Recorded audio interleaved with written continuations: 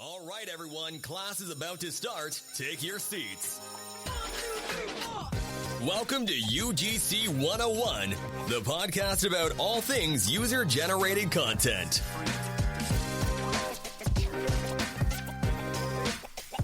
All right, welcome back to the UGC 101 podcast. I'm your host, Nate Flake, and today we have an awesome guest. Bill, I appreciate you making the time for me, man. I know you're busy.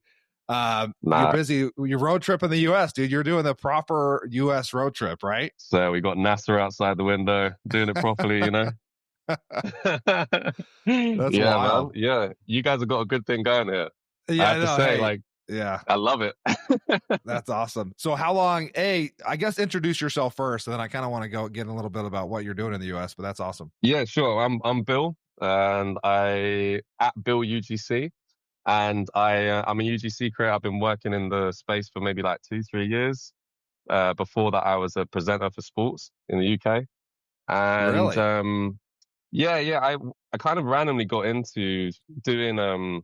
I used to go to VIP lounges for sports venues, and I would review the hospitality basically for a friend of mine's company now. Now a friend of mine, used to be my boss. And then I got into UGC through a stop smoking campaign that I kind of went randomly viral for like quitting vaping. And Really? so like a company approached me called, I can't remember what Foom, I think. And they said, hey, like if you know, like you're doing the stop smoking journey, do you want to like promote one of these products? And I'd never heard of UGC or affiliate marketing. And they were like, yeah, we'll pay you to do it. I was like, damn, all right, cool. Like I was still working with my company at the Say time. less. Yeah. And I was like, damn, all right, that sounds pretty awesome. Yeah, I'll do that. And then since then, kind of just like, obviously, you know how it's just like you do your first job and you kind of get a little bit hooked. And yes, I've probably like 500, maybe 1,000 clients later. I'm kind of losing track a little bit with the amount of clients I've had, to be honest. 2-3 years in, I see you everywhere, dude. That's I've been really fucking lucky. Yeah, I think it's great. And it's so. When did you realize like, oh wait, this is an actual thing that I should start like pursuing? Did you leave the VIP lounge space or? Yeah, so the company went a different direction with their marketing, and so I left. But they gave me such an amazing opportunity to like have practiced my skills, you know, and I was comfortable in front of camera by that point. So I was like, okay, well, maybe I could kind of make this a full-time thing. And it was very stressful because the rent in London is absolutely insane. I mean, like, you know, 2,000 equivalent of maybe $2,200 a month or something. And I had to make that money up, you know, and so I went full force into Fiverr. And they kind of gave me my first few clients.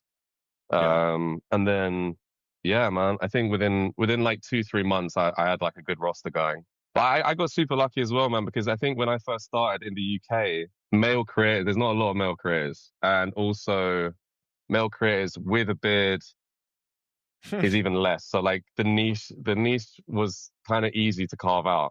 I'm under no illusion that like I had it pretty easy to get to where I am now. Just like it always takes a bit of luck, right? But yeah, to capitalize on it. It does, man. I think it's finding the niche is the hardest bit. But yeah, after like 2 months, I was like, okay, I kind of think I could make a living out of this. And yeah, that's probably been about 2 years. 2 years now, full time, maybe, give or take. Yeah. How about you? I feel like I've started it like January 2024, so I'm rolling up on 2 years, less than 2 years for me. Yeah, around the same for me now. Yeah. Well, it's funny you bring up like, you know, being a male creator and then in the UK, because I've talked, I don't know if you listened to the episode with Leon, Socially Leon, right? Like, you did Leon, okay. Yeah. You guys aren't competing for beard products, which is cool, right? You're in different segments. But I feel like even like the UK is always like a couple months behind with what we're doing in the US, just because the sheer volume of creators here. So it's kind of nice because you guys kind of get to learn. You almost like get a preview of like, okay, this is what's going to trend, and I'm going to start doing this with brands. Does that ever happen? Absolutely, and I think like the Australian market for us as well is huge because there are, I think, in my opinion, I think there's a lot more creators in Australia or should I say maybe a lot more brands that are open to the idea of UGC in Oz than there is in the UK. Like, I don't know. That's just the feeling I get. I don't know that for sure. I haven't looked at any statistics, but they seem to have a faster growing market than the UK does. Oh Um, yeah, interesting. brands in Australia seem to be really, really on having some user generated content made. Yeah, Um, I've got quite a few Australians in my community. We were chatting about this. Well, I interviewed Fraser, who's from New Zealand. He's actually moving to Australia for that exact reason. There's just more opportunities yeah, there, you know. yeah. I saw his post today. That's so exciting, man. Like, Yeah, I think male creators in Australia, I haven't actually come across so many. Tanguy and Monmay. They're a couple from, I think they're from Australia. I want to say Melbourne, maybe. yeah. Um, they've just moved back there. I think the market there is massive. I mean, with one of the kind of little groups I've started, I've kind of been monitoring jobs on Star now, and everything on there is Australian. Like Really? every brand on there. Oh my God! Like the Australian job market is massive for UGC. I think. That's interesting. I need to talk to them. I'll Yeah, have them on the pod, dude. I'll have to have you make me an intro. That's crazy. yeah, man. When you first got started, it's funny you start. Let's kind of go back to what you were talking about. You started in like the sports section as a sports commentator. Yeah. How did you transfer those skills into UGC? Like obviously being comfortable to speak on camera is probably one thing, right? Were you like on camera or was it all audio, mostly voiceover stuff when you were doing the sports stuff? Yeah, you can actually still see it on TikTok. It's stadiums.co if you care Oh, I'm gonna check to it out. check it out. But yeah, it's like basically what it gave me was the confidence to kind of be in public. Basically, I was literally in lounges. No one knew I was coming there. I was having to shove a camera basically in the ticket people's faces, in the restaurant people's faces, and like everyone's basically literally like, because you have to carry it as if it's a POV. And then I'm like recording Yeah, myself. yeah. And I think once you've done that, and trust me, that was a hard learning curve. Like I did not enjoy that at all at the beginning. But once you've done People that, didn't know you were coming. You're just nah, you're just I'm just rolling up there on them like some, unexpected. Oh yeah, damn, dude, that's hard. some super fans. Yeah, That's like street interview stuff that I try to avoid, but they pay well, you know, but it's tough. Not a lot of people want to do I've that. seen that. I've seen the pay for the street interviews is actually really good. Like day rates are great. Um, Yeah. but I think once you've done that, and if you start with that, especially, like you're not going to have much of a problem filming anything else. I don't have no real. It's still a bit awkward, isn't it? But I have no real fear of like recording in public now, which is, I think that was the biggest transferable skill. Not that I've used it probably since then, but I think the confidence is there. You know, like it's yeah. Yeah, Um, you started with literally the hardest type of yeah, niche of yeah. UGC. That's crazy. I believe so. I believe so. People who can do that kind of filming in public stuff in terms of Yeah. interview style as well, like that's impressive. I think that's really, really impressive. Yeah, and it's like a lot of the footage. I mean, I did an interview for a chip brand, maybe 6 months, street interview style, and it was like I did a video after about how annoying it was doing that because nobody wanted to stop and talk to me.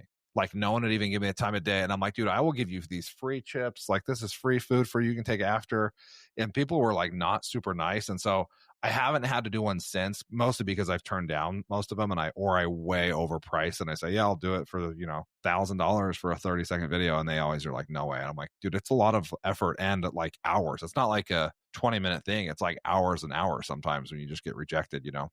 All right, so you start on. So take me back a little bit. You start on Fiverr. You start to get some traction on Fiverr, and then where do you go Yeah. from there? I think a lot of people will start like for my community, right? I'm like, hey everyone, I started on Fiverr. You can start on Fiverr, but there's also a million different ways to start UGC. Once you got on one platform, then what was your next move? So I think the goal for me was always to get private work, like off my own back, because Fiverr is an amazing place. Like I've kind of like really dunked on Fiverr quite a lot, mostly because I find it funny.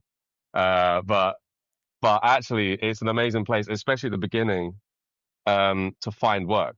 And my whole beef with Fiverr was that um, they sided with a brand, a very unscrupulous brand, a very naughty brand, who basically said that I had not delivered any work I had, and Fiverr basically took like the equivalent of about thousand US out of my account post this job, which I think Fiverr is in a really hard position sometimes because they've got to appease the brand, well, they don't have to appease the creator. I think sometimes their loyalties are misaligned with who is actually making the money. But anyway, yeah, they lean towards the. I mean, I'm a big Fiverr guy, right? And I think that they'll even admit that they lean towards the client, right? They're going to side with the client. Yeah. I really do love Fiverr, and I've come to kind of have a bit more of a respect for what they do. I was very angry at them for a long time, but actually I think they're a fantastic place to start and a fantastic place to maintain a career with continuous work, especially if you can navigate these success scores successfully. Which can be a little bit difficult sometimes. That's the kind of main job. I think if you want to like navigate, if you can navigate the success, how do you find success scores? Yeah, how do I find them? Confusing. Do you find it easy to navigate? Yeah, no, not easy to navigate. That was like the one thing that was really tough for me to level up, right? And I actually got to the point where I was like at level 2, and then I got downgraded to level 1 because my success score got downgraded. And I'm like, can you tell me why it got downgraded? And it was like almost the same message back and forth for like 3 months of like, tell me why my success score went down. And it was always the generic, like, here's the success score metrics. I'm like, okay, thanks for that. But also that's the same thing that the last guy told me. What do you mean? And they're like, well, sometimes they can privately, they can publicly give you a 5-star review, but then privately they may give you not a 5-star review. I'm like, why would they? If they weren't happy with my work, they would have just publicly said that. Why would they? Yeah, they would have given me a 4 3-star publicly. That would do more damage to me than, and stuff like that. And like, there's a couple of metrics within Fiverr that bug me a little bit. One of them being probably my biggest beef with Fiverr is there's a metric that is value for delivery, right? Like the value. Yeah, like how do you even like, that's so objective. That's what I've always said to them as well. Well, and it's like not my fault if they are mad that Fiverr is charging them fees, and also they're getting my fee too, right? And so anytime now I've started to avoid anybody that has any sort of issue with my pricing, even if they say, hey, okay, we're good to work together. I say, actually, no, I don't want to work with you, because that's always I've got a handful of 4-star, and a couple 3-star and value for delivery specifically. And it's always the ones that argued with me about pricing, ended up negotiating where I didn't guess I won, quote unquote, won the negotiation where they're like, okay, fine, we'll do it for this price. But then at the end, when they get asked that value for delivery, I think that they think as the client that it's like a middle finger to Fiverr. So they're like, no, it's bad value for delivery, not knowing that like actually hurts the creator. That kind of pisses me off. So now if anyone even balks on my pricing and they're like, all right, fine, we'll do it, I'm like, yeah, actually, no, I don't think we're aligned, I'm good. And then they always get so pissed.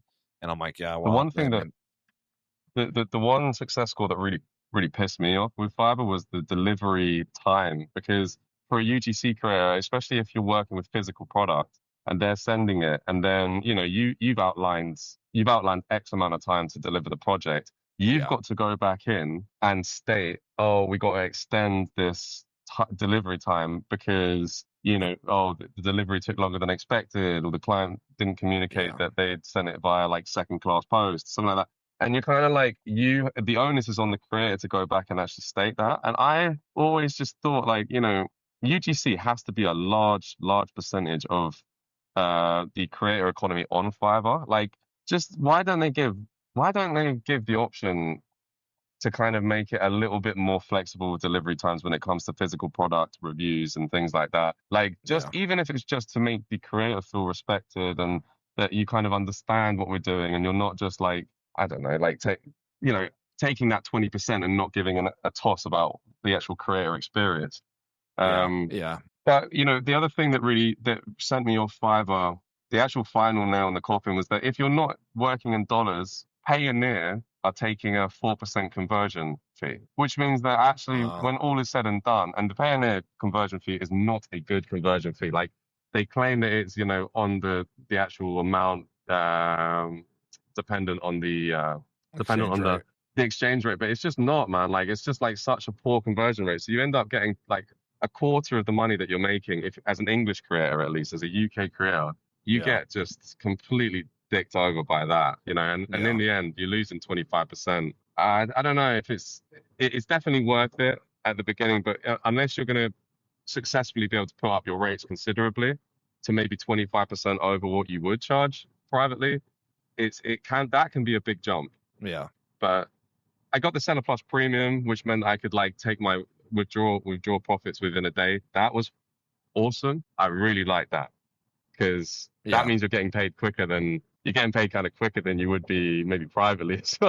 Yeah, that's awesome. Yeah. How did you start? You said you were like like after you kind of moved off of Fiverr, like you wanted to start getting deals off Fiverr, and you kind of like, hey, I want to get it off my own efforts. How did you start? Were you pitching brands?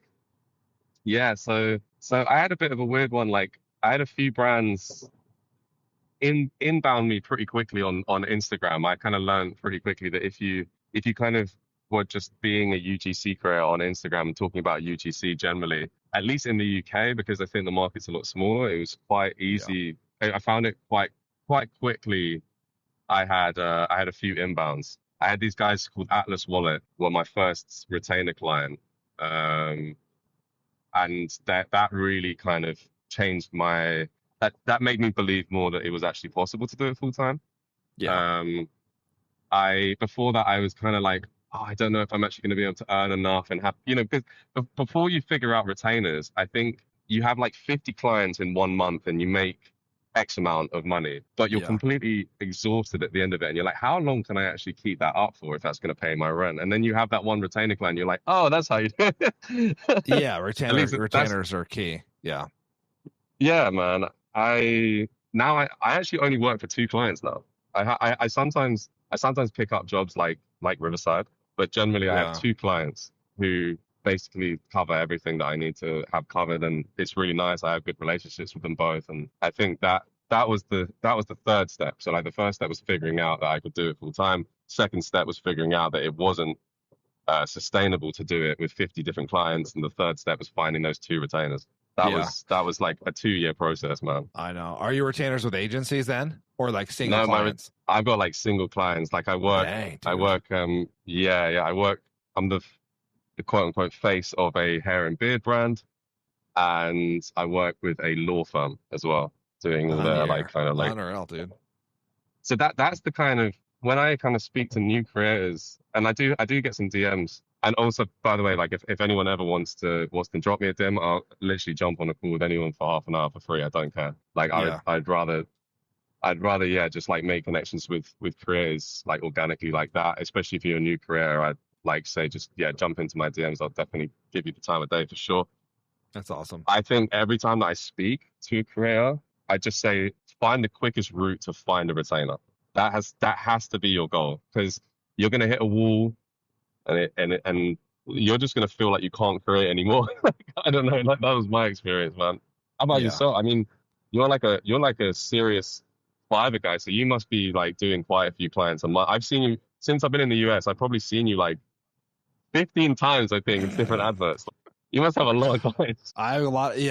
So I'm trying to get to where you're at, brother. I'm trying to do like more retainers. I have a couple retainers with agencies, but they're not a single client. It's a bunch of different clients, right?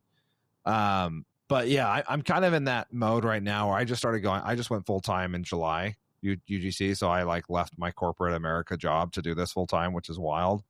But sick, man. Congrats. I'm doing a lot of Yeah, appreciate that. So I'm doing a lot of one-offs. Like, I'm doing a lot of like, I mean, granted, my rates are way higher than they were when I started on Fiverr. So now I can, it's less videos to get to where I need to be, but it's anything from like, I did a blower yesterday. Today I have to go stand in front of a semi truck for a semi truck software. I got to go find a semi truck somewhere. right? I mean, you're in Houston right now, so you've probably seen hundreds of them on the road right now where you're at. But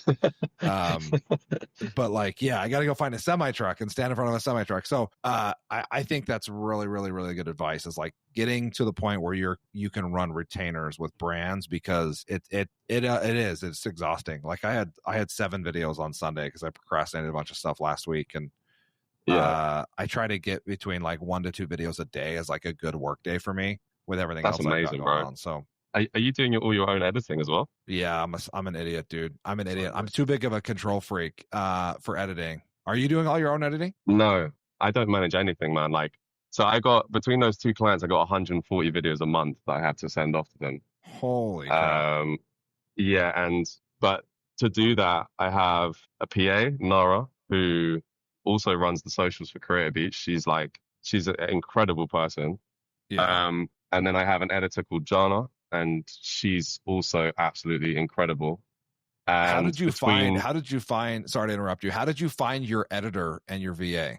Like everybody asks me this question. Nora inbounded me, which I joke about is like probably the inbound of a lifetime. In terms of, I think I was only like the 3rd creator that she like got in touch with. I was like, yeah, let's do it. And I think she was surprised. She was pretty surprised, as I was, about the quality of her work. And now she's been working with me for, I think, going on 14, 15 months now. Basically runs the day-to-day operations of definitely of Creator Beach, but of my personal like video projects. And then Jana, I found on Upwork. Okay. And she's absolutely fantastic as well. But yeah, between the 3 of us, we kind of get things done. I basically, with batch filming like that, like obviously they're not crazy like intense videos anyway, so it's like, you know, a few titles maybe, or some subtitles, but you got to have a very strict workflow, and you got to be you got to be on top of it, man. Like it's not easy, but I just find that I've got like some serious attention deficit problems. And I find that if I'm working with loads of different clients and having to edit and do all this, I don't think I would be capable. And I have tried. I don't think like that's my game. My game is definitely hard, it's hard. It's a hard game. It's a really hard game. And also, do you know what? Do you have like a PA that's corresponding with people? Like, do you have anyone that's emailing? See, that was my thing as well, man. I can't do that. Like, I find that really hard. Like just communicating back and forth with the client. Oh man, I'm like the worst. I just forget. Like I'm like the worst guy. I'm like the worst guy at that. Yeah, for sure, man. That's wild. So I want to go back on the face of it. I'm like the worst UGC creator you can possibly work with. You're giving all your secrets away now. People are like, wait a minute. No, I think that like you're self-aware enough to know what you're not good at, though, and I think a lot of people would make the mistake of like trying. I mean, I'm one of those people, right? But like, luckily, I mean, knock on wood, it's been fine so far. But a lot of people would let one of those things just completely ruin the experience for them. Like, oh, dude, you probably talk to a lot of people like this. I talk to so many people that start UGC, and then they're like, oh yeah, I did UGC like 6 months ago, but it was way too hard. I couldn't the editing was impossible. It took my entire life. It sucked. It was the worst thing ever. Yeah. You guys are all lying about how cool UGC is. I'm like, well, no, like you just don't like that one part, you know? And so I think being self-aware enough to know, like, you're like, dude, I got ADHD. I'm not going to freaking do this. Like, I can't do this section or do this part of the business, and knowing where to outsource it is great, you know? Absolutely. I grew up with I don't call it a disability necessarily, because it's like, basically I grew up with a dyscalculia. I grew up with with a problem with maths. Like, I can't weight numbers, basically. I can't like figure numbers out. Okay. And the one positive with that is that I've had to delegate stuff my whole life to people who are better than me at other stuff, right? I love it. Always passing over like what I'm not good at and onto other people. So I've never been like massively precious about being a perfectionist of everything I need to do everything, and I'm very happy. In fact, I love being able to just say to Nora, like, please deal with this. I don't know what I'm doing here. Like, or Jana, like, I can't edit this thing. Like, can you help me? I think if you're going to do UGC long term, for anyone out there who is struggling with it, if you can get to the point where you know how much money you have every month, as soon as you do that, you have to delegate. You have to delegate because there's only so much creativity. You can be the best UGC creator, you can be the most on it, but there will be a time when you just physically can't turn the camera on and get in front of it. And I guess that's what they call burnout, right? Quick pause here. If you've been thinking about getting into UGC but don't know where to start, I put together a video course that breaks it all down for you. It's called UGC Fiverr Pro, and inside I walk you step by step through setting up your gigs, landing your first clients, and building real momentum, with Fiverr as the launch pad to other platforms and eventually to inbound deals and pitching. I've taught over 2,500 creators how to monetize their content through Fiverr, and many of them landed their first paid brand deals within weeks. Plus, when you join, you also get access to our private Discord community. It's where creators connect, you get to share wins, and you get a ton of support along the way. And since you're listening to this podcast, you can use the code PODCAST for 15% off. Just check the link in the show notes and grab the course today. All right, let's get back to the show. Well, what's your experience with burnout? Dude, I mean, I'm still fairly new on just doing this full time. But I mean, I got burned out of corporate America, so I've experienced it that way, right? Where like, it was like all the effort, and even like didn't matter how high I climbed the ladder. I'm like, what is going on? Like, this doesn't mean anything. What is the meaning of life? Type thing. Like, I was just like depressed. Like, I just hated it. Yeah, right. So, that's like, it. at least this is different every day, but I could see what you mean by, like, it seems like there's no end in sight because you're so busy all the time. Yeah, which I shouldn't complain about, because some people would be like, I would kill to be busy, you know? No, but bro, I think everyone has a limit to the amount of creativity and the amount of emails and the amount of people that you can correspond to. At least for myself, I was pretty miserable before I started working with Nara and Jana. Yeah, I was super just like, I just couldn't focus on anything, and I don't know. I was trying to like start Creative Beach at the time as well, so like I just was a bit sad, I felt kind of sad. Yeah. Also, it can get lonely with the UGC stuff, man, because like it's tough. You're not working in an office, you're working on your own a lot of the time, just you and the camera. Like, I was just talking about working the deadlines on my live. Yeah. I think there's a reason why like these events do so well, like these UGC events. I've been seeing them, man. I saw that you went to Tran. Is it Tran?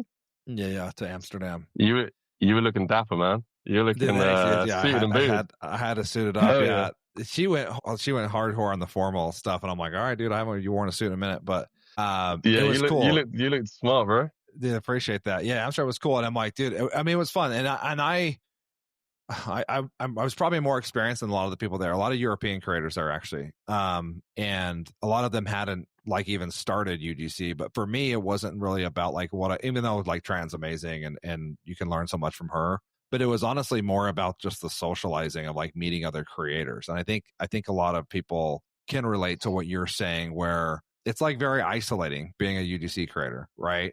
And it's Definitely. like seems social but it's tough because there's not a lot of interaction or anything like that with people. So it's tough to be able to, like, you're missing that piece, which is why I think events are like big, and Creator Confidential. I missed that in Toronto last year. I'm trying to do my own event in March here in Utah, actually in Park City.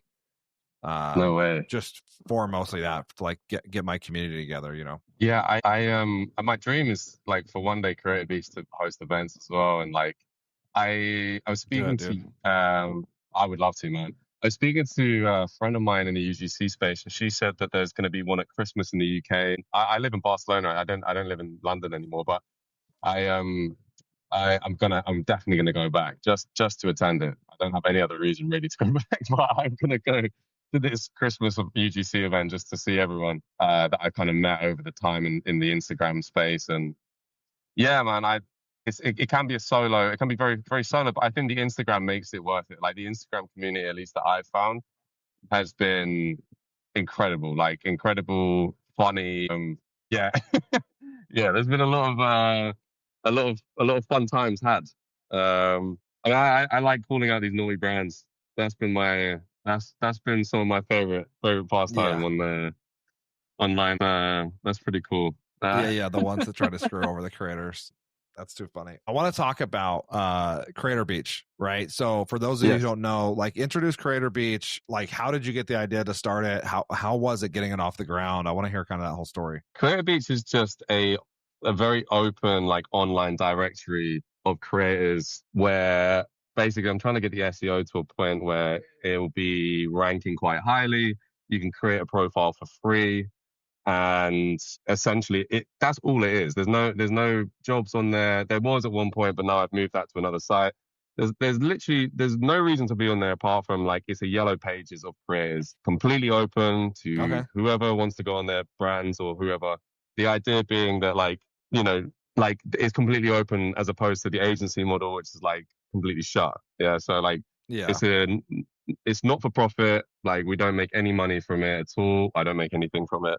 And I basically eventually want to turn it into a union, where creators can kind of come together and be protecting each other against unscrupulous, late-paying brands, you name it. Like, like, I think that the one thing that I've always had a problem with in our industry is that because it's so international, it's very hard to get any legislation put through which protects creators. I think the only way that we can do that is if we do have some kind of union. And I think that Creator Beach isn't quite there yet, because it's obviously self-funded and not for profit. But I think there will come a time within the next 2 years where there's enough creators on there, where it will be quite useful to vote on certain things, and to maybe push some stuff through. With the EU, it's actually not that hard, to be honest, to get certain things pushed through. The first thing that I want pushed through is, like, no more 45-day payment terms. I don't think that should be allowed. I think that, like, payments needs to be made before 30 days, if not on delivery. Like, I've always had a real problem with that, because things get lost. And I think also it's just a way that basically you're giving free loans away to companies who then use your footage before they get paid. I just don't think that that's, like, I think it's just unfair. There's just a few things like that like, I got a whole, like, thing, like a whole list of different things that I would love to get pushed through. 45 days I don't know. 45 days is too much. It's too much. And they say, oh, it's because of our banking system. It's like, dude, we don't live in the 70s. Like, you're not having to send this to a physical person to then get, like, a bank to say, yes, they've got the money. Like, dude, it's all instant. So, like, it's complete bullshit. And it also means that things get lost, man. And then you get creators horror stories about 60, 80-day payments. I'm still waiting on a payment from 2 years ago. I would never get that. From a big company. Like, I won't say their name on your pod, obviously, because, like, for obvious reasons. But yeah, big company. Have you like threatened legislation against them or anything, or how does that work? I don't know how you guys do stuff over there. Dude, I don't know, man. It's very, very difficult. Like, especially because if you get it done through an agency, then it's like the agency says that it's not their problem. And I don't know. There's loads of. I kind of just. It wasn't that much money as well, so I've kind of just, like, shelved it. And then I've called them out a few times. I've called them out a few times, and they still haven't done anything. Yeah. I had a brand on the podcast, or it's like a platform here in the US, and I'm wondering if somebody's going to come up with something similar over there, but it's called DoPay, and they basically are like, they help US creators get paid if they get stiffed like that. But I'm wondering. I've heard they're awesome. I've heard they're awesome. Dude, they get people paid $20 a month, and they'll send legal letters for you. Like, that's crazy cheap. It's insane.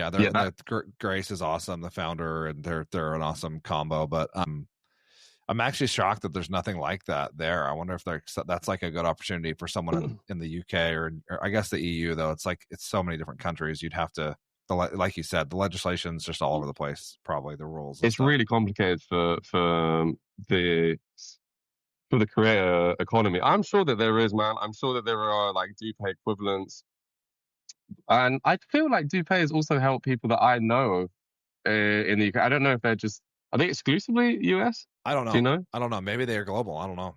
I feel like they've helped someone that I know. Yeah, I'm pretty sure they have. But yeah, I think the other thing that I would love to do with Creator Beach is to be able to pay people up front, like pay people on behalf of their invoices, and then, take it into our kind of, like, remit by, like, helping, prepay basically people's invoices if they've been greenlit. But there is a lot of red tape around that, unfortunately, because you're technically in loans.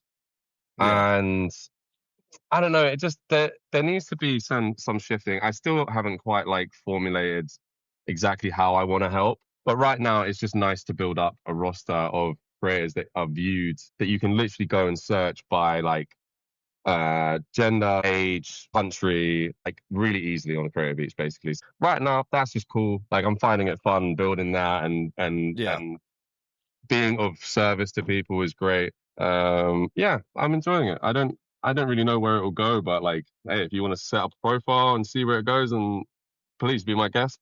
Yeah, it's a lot of fun, man. Yeah, I'll link the link to Creator Beach in the show notes. So if you guys want to go sign up for that, it's cool because it's actually getting searched, like it's actually SEO ranking, right? Which is like most people's portfolios are not, because they're all made on Canva or whatever, and so it's hard to get. It's another free exposure point. So I'll link it in the show notes. If you guys aren't signed up for Creator Beach, go sign up. Awesome. Yeah, thanks, man. Yeah. Sure. So what's your kind of next steps, man? Like what do you want to do next? Like, oh, dude, I don't know. I was just gonna ask you the same thing. I think that I'm to the point where I'm kind of trying to get to where you're at with more retainers.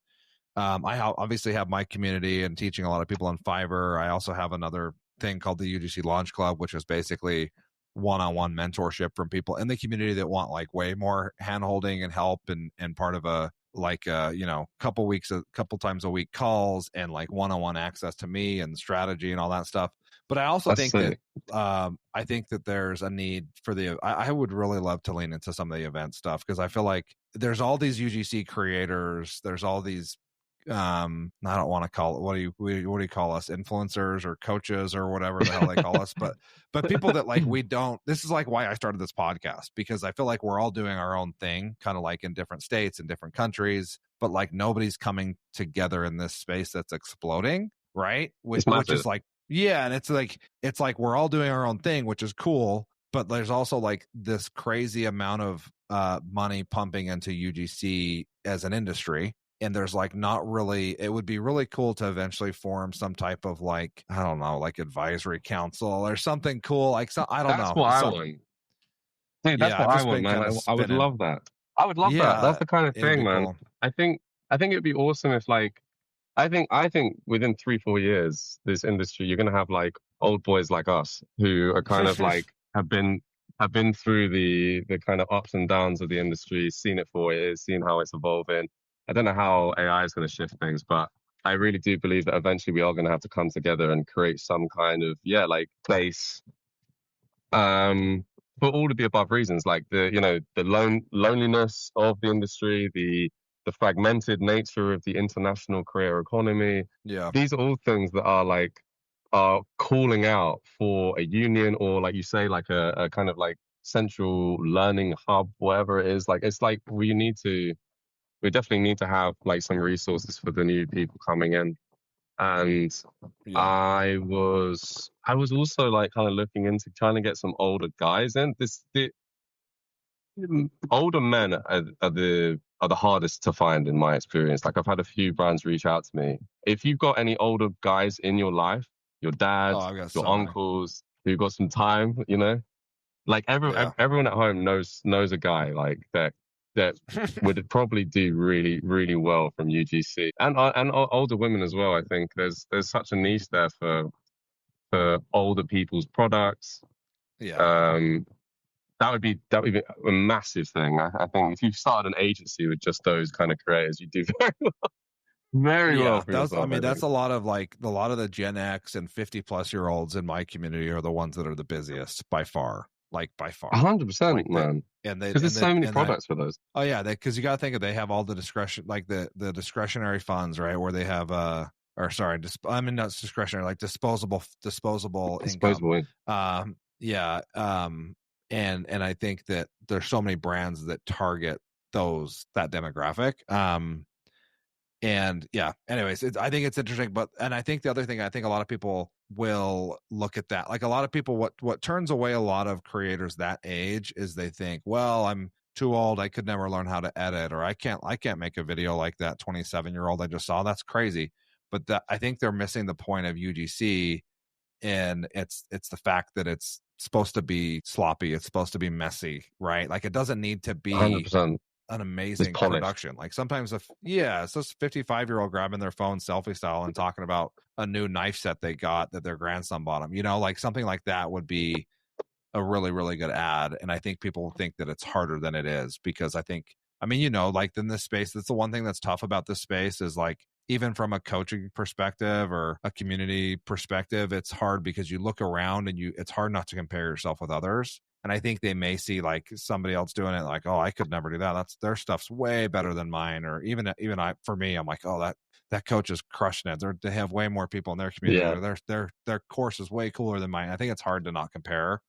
But it's like, that's going to yeah. I see some creators charging amounts that are unbelievable to me as well. I think that's the other thing that intimidates people. Not just like the quality of the videos, but also like when you see people like, here's what I made this month, here's what I charged this one client, or like rejecting the one that I see is like rejecting fees. Like, oh, I can't believe this guy offered me £150 to do this. Like, that's disgusting. I don't want to get paid that rubbish amount. And then I'm sitting there being like, I will take that.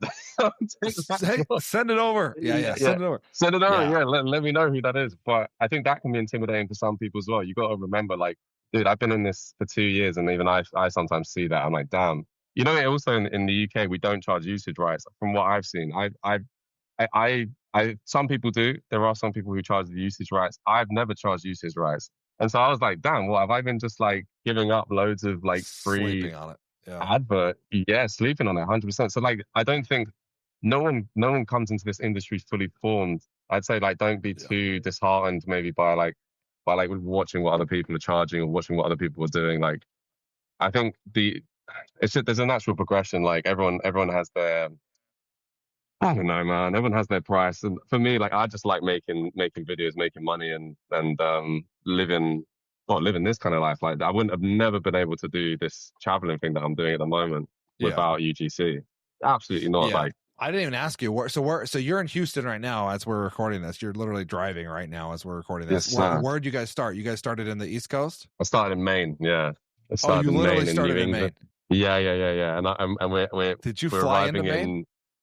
Yes. Well, no, I flew into Boston actually, but then I drove up from there to Maine. Oh damn, dude, that's a pretty time of year to drive through there right now. That's like hot tourist season right now. Yeah, it was absolutely incredible. Like then from Maine, I went to Boston and then met my friends here, traveling with two of my best mates. And we're traveling across right down to California, up to California. So you're going from Maine to California. You're driving across the entire U.S. There's not a lot of people have done that, dude. That's crazy. Well, we've got a Tahoe, and then we pick up an RV in Denver, Colorado. And from there, straight over to California. Well, we're going through Vegas as well, actually. Yeah. So you're coming through Salt Lake, right? You said you are? Yeah, so like I think we're going to pass through Utah. I don't know if we're doing Salt Lake. Are we doing Salt Lake? I don't think we're doing Salt Lake actually. No, it's an ever changing journey. When you come through Utah, you gotta ping me and tell me where you're coming through Utah, and if it's drivable. I'm gonna hit you up. I'll come meet you guys for lunch or dinner or something like that. Oh, that'd be sick, man. Yeah. I'll definitely hit you up. 100%. Yeah, that's crazy.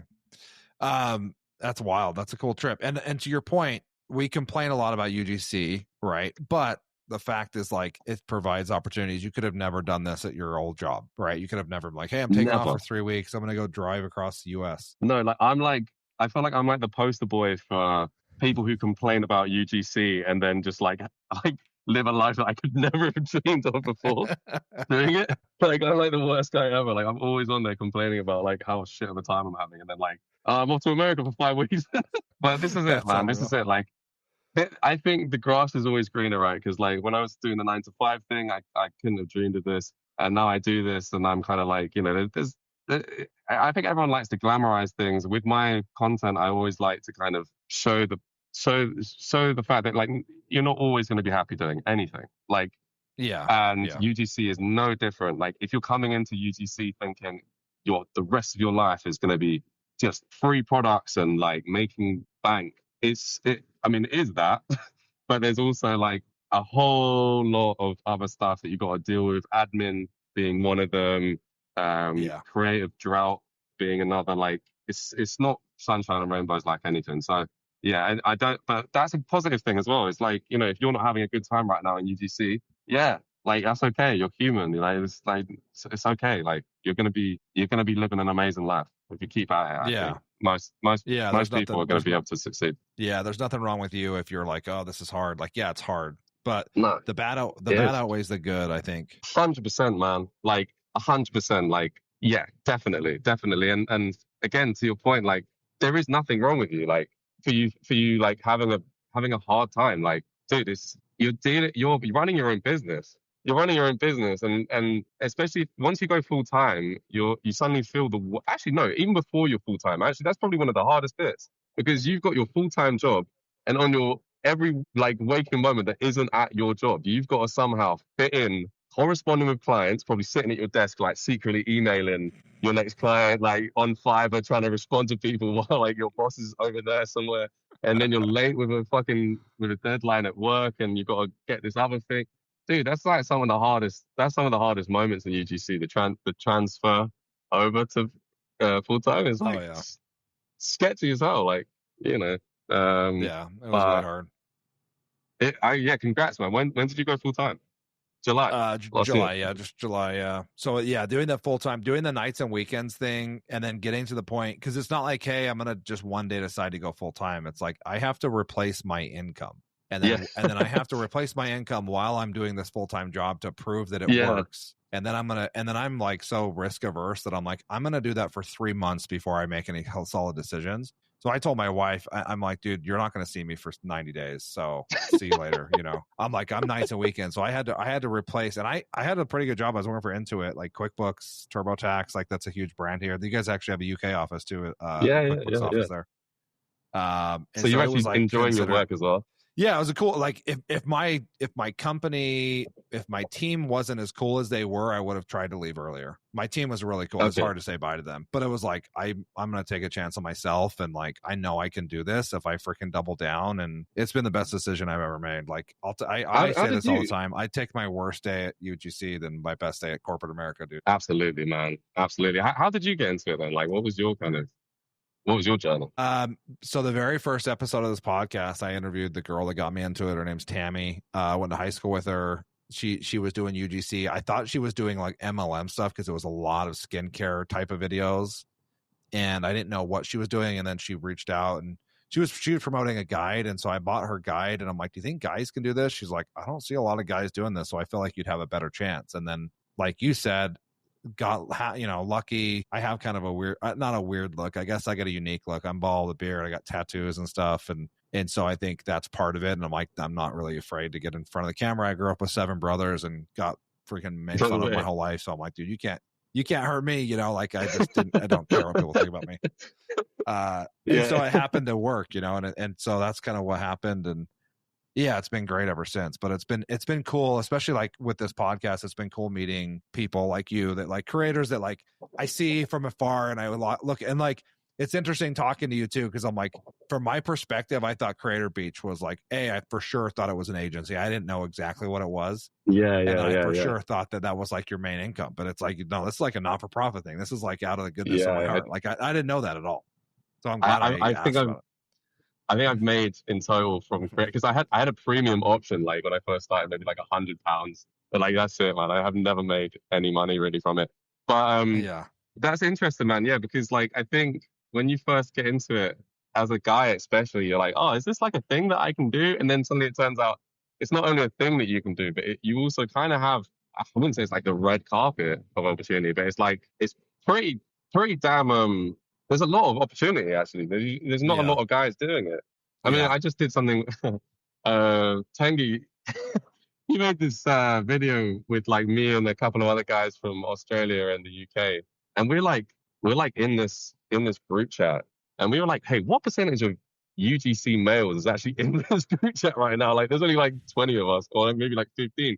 But dude, like, there can't be more than like 200 male creators that I've ever seen. Yeah, there's more and more coming. Like there's more, like in my community, I'd say it's probably 80% female. 20% now. Yeah. Maybe Same 70, with you. 30 Same maybe. with Creative Beach. Creative Beach I is the think they same, just, man. Like, yeah. there's Yeah, I a think- 1,400 creators on Creative Beach currently, and I'd say 90% female. By almost certainly. Almost certainly. Wow. So yeah, if you're hearing this right now and you've got some men in your life who don't really know what they want to do to make some money, I think get them into UGC. They'll have opportunities for sure. Yeah, for sure. That's awesome. Well, dude, I super appreciate you hopping on, especially while you're road tripping and fitting me in your schedule. Let me know if you come to Utah. I'm so for sure. sorry. I'm so sorry that it was like a little bit broken up, man. I hope the editing. You're good. No, you're good. I'll make sure. We'll there's a few minutes we dropped off there, and I'll make sure to edit this thing. Will be smooth as butter. If you guys want to join Creator Beach, join the roster. It's free. You heard it from Bill. It's in the show notes. Go sign up. I'll put the link there. You can go list yourself. That's just another. I talk about like you want to have as many opportunities to get deals as you can. This is just another one of those. Put your eggs in, you don't want to put your eggs in a bunch of baskets. So this is another one of those baskets. Absolutely. Please, we're happy to have you. Awesome. Well, I appreciate you, man. Safe travels. Thanks for hopping on. Also, I'll link your socials in the show notes as well. So if you guys want to go follow Bill, go give Bill a follow. And yeah, man, we'll chat with you next time. I hope you roll through Utah and we'll see you at one of these events at some point. Yeah, I'm going to hit you up in Utah, man, for sure. All right, man. Sounds good. Take it easy. Take care, brother.